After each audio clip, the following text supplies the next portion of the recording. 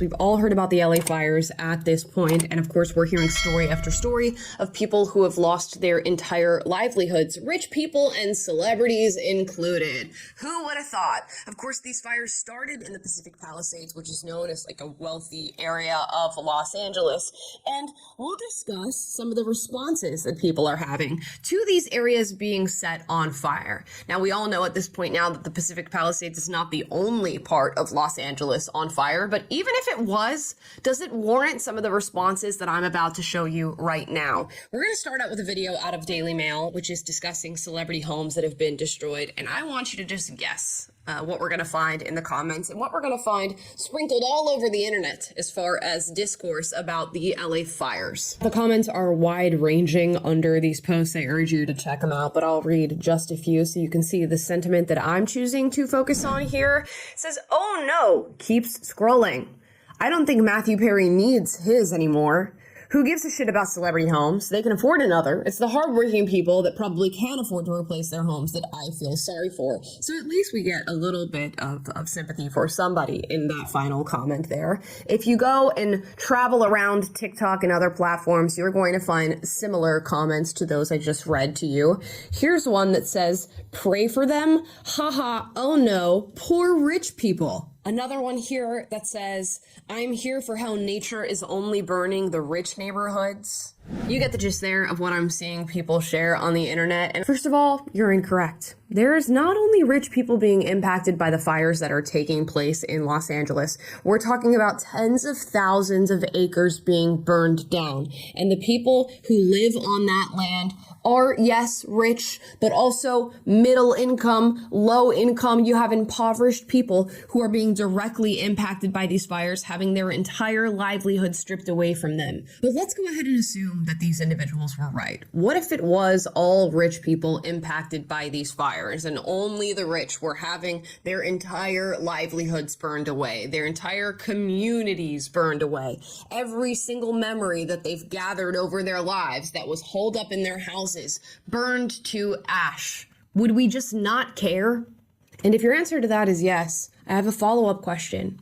At what level of wealth do we stop caring what happens to people? How much does somebody have to earn before we stop feeling empathy for them? At what point do we cut off our pathways to feeling because somebody has become successful?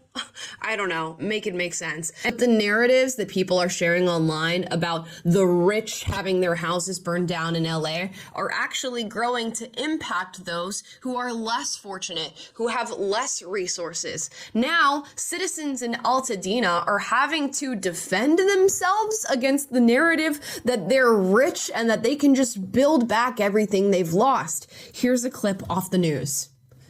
There's a lot of Latinos and African Americans here too. We all get along. Like I said, we run a business from here. We sell churros and stuff. So we know a lot of people from here, and a lot of the people that we know lost their homes, unfortunately.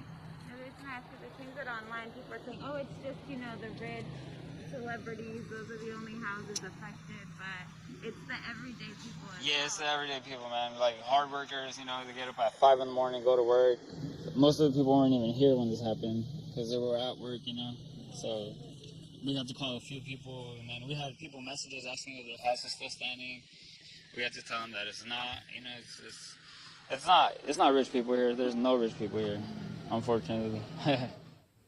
And this is the case for so many who have experienced the LA fires. These are business owners who have lost their sources of income. These are people living paycheck to paycheck who are out of work and out of a house. These are people who don't have fire insurance. These are individuals who every single dime that they have brought in their entire lives is sunk into their house. These are people for whom losing your home means basically losing everything. So much so that you will see video after video of people standing in the middle of flames. Entire blocks set on fire with a fire hose in their front yard trying to keep their house there.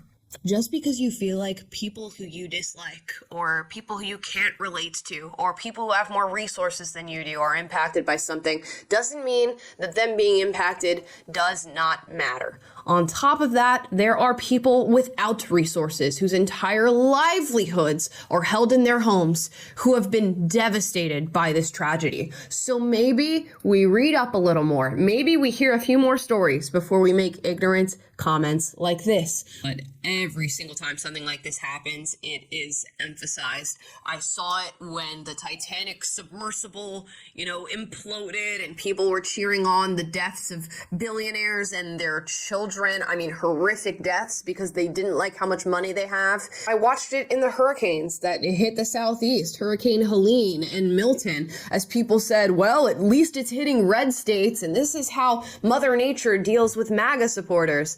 And now we're seeing it with the LA fires because I guess people believe that only the rich are impacted by this. We're gonna close out today's video not with my words, but with the words of 83-year-old Walt in Altadena here in California, who lost his entire house and everything in it. What did you love and lose in the fire?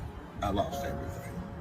From a guy with everything to nothing.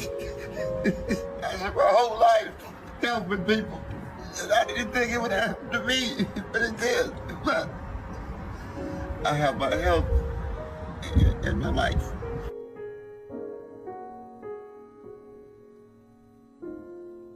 About 10 or 12 years ago, I was going home, going up late, and I see this person sitting on the bench shaking, which I knew him anyway, because I coached him when he was in high school. He says, where's your jacket? He says, Coach, I don't have one. I said, okay, you're back. I ended up giving all of my jackets away. A lot of people helped me when I was a kid, so that makes a difference. I used to have a sporting goods store. Then I started giving away shoes because when I was going to elementary school, I prayed many days because my shoes had holes in them that it wouldn't rain. So, it's short of money, I give them the shoes anyway.